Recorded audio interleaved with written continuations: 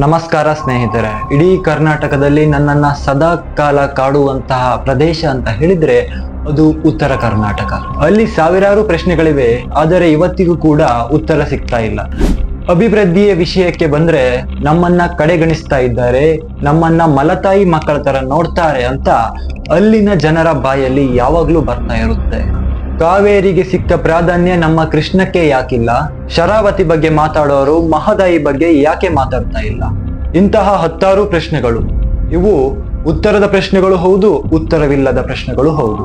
ಉತ್ತರ ಕರ್ನಾಟಕ ಅಂದ ಕೂಡ್ಲೆ ಜನರ ಮೈಂಡ್ಗೆ ಬರೋದು ತುಂಬಾ ಬಿಸಿಲು, ಜೋಳದ ರೊಟ್ಟಿ. ಇದು ಬಿಟ್ರೆ ಮಾತಲ್ಲಿ ಆಗಾಗ ಕೆಟ್ಟ ಪದ ಬಂದ್ರೂ ಕೂಡ ಮನಸ್ಸು ತುಂಬಾನೇ ಒಳ್ಳೆಯದು. ಇಲ್ಲಿ ಪ್ರವಾಹನೂ ಬರುತ್ತೆ, ಬರನೂ ಬರುತ್ತೆ, ಆದ್ರೆ ಪರಿಹಾರ ಮಾತ್ರ ಬರೋದಿಲ್ಲ. ಸ್ನೇಹಿತರೆ, ಇಲ್ಲೂ ಕೂಡ ರಾಜಕಾರಣಿಗಳು ಇದ್ದಾರೆ, ಆದ್ರೆ ಅವ್ರು ಬರೋದು ಎಲೆಕ್ಷನ್ ಟೈಮ್ ನಲ್ಲಿ ಮಾತ್ರ. ಇದು ಬಿಟ್ರೆ ಆಗಾಗ ಕಾಣಿಸೋದು ಅಟ್ ಗ್ಯಾರಂಟಿ ನನ್ನ ಕಡೆಗೆ ಏನೇ ಇರ್ಲಕ್ಕ. ಫ್ಯಾಕ್ಟ್ರಿ ಇವತ್ತು ಆಗಲ್ಲ ತನ್ಲಕ್ಕ 5 ಥರದ ಹಣ್ಣು ಹಂಪಲ ಹಾಕ್ತೀನಿ, ಏನ್ ಕೊಡ್ಬೇಕು ನಾವು ಕೊಡ್ತೀನಿ. ಅದ್ರ ಮೇಲೆ 1,001% ಆಗ್ಬೇಕು, ಅದು ನನ್ನ ಗ್ಯಾರಂಟಿ. ಸಾಕ್ರೆ ಇದೇ ರೀಸನ್ಸ್ಗೆನೆ ಉತ್ತರ ಕರ್ನಾಟಕ ಸಪರೇಟ್ ಸ್ಟೇಟ್ ಆಗ್ಬೇಕು ಅಂತ ಪ್ರೊಟೆಸ್ಟ್ಗಳ ಮೇಲೆ ಪ್ರೊಟೆಸ್ಟ್ ಆಗ್ತಾ ಇದೆ ತುಂಬಾ ವರ್ಷಗಳಿಂದ. ನಾರ್ಮಲ್ ಆಗಿ ಜನರಿಗೆ ಎಷ್ಟು ಬೇಕು ಅಷ್ಟು ಕೊಟ್ರೆ ಸಾಕು. ಲೈಕ್ ಫ್ರೀ ಕರೆಂಟ್ ಕೊಟ್ರೆ ಸಾಕು, ತಿಂಗಳಿಗೆ 2,000 ರೂಪಾಯಿ ಸಾಕು, ಮತ್ತು ಅತ್ತೆ ಮನೆಯಿಂದ ತವ್ರ ಮನೆಗೆ, ತವ್ರ ಮನೆಯಿಂದ ಅತ್ತೆ ಮನೆಗೆ ಓಡಾಡೋಕೆ ಫ್ರೀ ಬಸ್ ಕೊಟ್ರೆ ಸಾಕು. ಇಷ್ಟಿದ್ರೆ ಸಾಕು. ನಿಜವಾಗ್ಲೂ ಜನರಿಗೆ ಸೊಸೈಟಿಲಿ ಆಗ್ತಾ ಇರುವಂತಹ ಪ್ರಾಬ್ಲಮ್ಸ್ಗಳು ಕಣ್ಣಿಗೆ ಕಾಣೋದೇ ಇಲ್ಲ.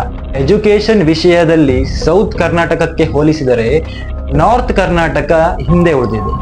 ಈ ವಿಷಯ ನಾನ್ ಹೇಳ್ತಾ ಇಲ್ಲ, ಪ್ರತಿ ವರ್ಷ ಬರುವಂತಹ SSLC ಮತ್ತು PUC ರಿಸಲ್ಟ್ ಹೇಳುತ್ತೆ. ಇಲ್ಲಿ ಸೊಸೈಟಿಲಿ ಇನ್ಫ್ಲೂಯೆನ್ಸ್ ಇರೋರನ್ನ ಜನರು ದೇವ್ರ ತರ ನೋಡ್ತಾರೆ. ಲೋಕಲ್ ಪಾಲಿಟಿಕ್ಸ್ ಅನ್ನೋದು ಜನರ ಡೈಲಿ ಲೈಫ್ ನಲ್ಲಿ ತುಂಬಾನೇ ಇನ್ಫ್ಲೂಯೆನ್ಸ್ ಮಾಡುತ್ತೆ. ಅಪ್ಪಾರ, ಅಣ್ಣಾರ, ಅಜ್ಜಾರ ಅಂತ ಹೇಳ್ಕೊಳ್ತಾ ಅವ್ರು ಯಾರಿಗೆ ಓಟ್ ಹಾಕಂತ ಹೇಳ್ತಾರೆ ಅವ್ರಿಗೆ ಓಟ್ ಹಾಕಿ ಜೈ ಅಂದ್ಬಿಡ್ತಾರೆ. ಇದೇ ರೀಸನ್ಸ್ಗೆನೆ ಗೌರ್ಮೆಂಟ್ ಇವರನ್ನ ಇಗ್ನೋರ್ ಮಾಡೋಕೆ ಶುರು ಮಾಡಿದ್ಯಾ. ಇಂಗ್ಲಿಷ್ ನಲ್ಲಿ ಒಂದ್ ಮಾತಿದೆ, give them bread and circuses and they will never revolt ಅಂತ.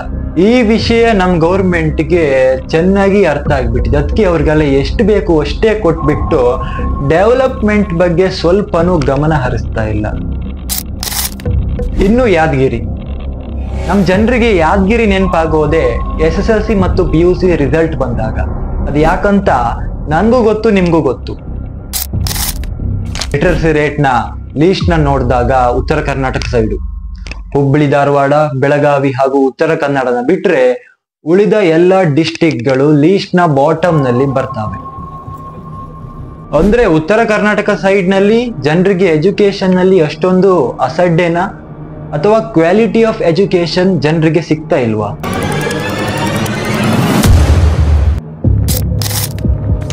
ಇನ್ನು ರೀಸೆಂಟ್ ಆಗಿ ನೋಡೋದಾದ್ರೆ ಗುಲ್ಬರ್ಗದಲ್ಲಿ ಫಾರ್ಮರ್ಸ್ ಪ್ರೊಟೆಸ್ಟ್ ಕೂಡ ಆಯಿತು.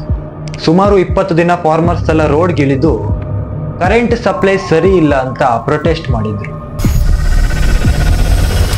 ರೈತರಿಗೆ ಮಧ್ಯರಾತ್ರಿ ಅಥವಾ ಬೆಳಗ್ಗೆನೆ ಜಾವ ಕರೆಂಟ್ ಸಪ್ಲೈನ ಕೊಟ್ರೆ ಯಾವ ರೀತಿ ಎಲ್ಲ ತೊಂದರೆ ಆಗುತ್ತಂತ ತೋರಿಸೋದಕ್ಕೆ ಅಲ್ಲಿನ ಜನರು ಮೊಸಳೆಯನ್ನ ಬಂಡಿಗೆ ಕಟ್ಕೊಂಡು ಬಂದಿದ್ರು ಅಧಿಕಾರಿಗಳಿಗೆ ತೋರಿಸೋದಕ್ಕೆ. ವೀಕ್ಷಕರೇ, ಇವೆಲ್ಲ ಬೇಸಿಕ್ ಎಕ್ಸಾಂಪಲ್ ಅಷ್ಟೇ. ಇನ್ನು ಉತ್ತರ ಕರ್ನಾಟಕದಲ್ಲಿ ತುಂಬಾನೇ ಇದಾವೆ. ಮಹಾರಾಷ್ಟ್ರ ಮತ್ತು ಬೆಳಗಾವಿಯ ಗಡಿ ಸಮಸ್ಯೆ ಆಗಿರಬಹುದು. ಹೀಗೆ ಮುಂದೆ ಪಾರ್ಟ್ 2 ನಲ್ಲಿ ಮಹಾರಾಷ್ಟ್ರ ಮತ್ತು ಬೆಳಗಾವಿಯ ನ್ಯೂಸ್ ಆಗಿರಬಹುದು, ಅಂದ್ರೆ ಗಡಿ ಸಮಸ್ಯೆದ ವಿಚಾರ ಆಗಿರಬಹುದು, ಮತ್ತು ಉತ್ತರ ಕರ್ನಾಟಕದ MLA ಮತ್ತು MPಗಳು ಏನ್ ಮಾಡ್ತಾ ಇದ್ದಾರೆ, ಅವರ ಕೆಲಸವನ್ನ ಅವ್ರು ಮಾಡ್ತಾ ಇದ್ದಾರಾ ಇಲ್ಲ ಡಾನ್ಸ್ ಮಾಡ್ತಾ ಇದ್ದಾರಾ, ಏನ್ ಮಾಡ್ತಾ ಇದ್ದಾರೆ ಅಂತ ಕಂಪ್ಲೀಟ್ ಆಗಿ ಮತ್ತೊಂದು ವಿಡಿಯೋದಲ್ಲಿ ಬರ್ತೀನಿ. ಧನ್ಯವಾದಗಳು. लड़की पटाने में संजू बन जाऊंगा, शादी करने बोले सल्लू बन जाऊंगा.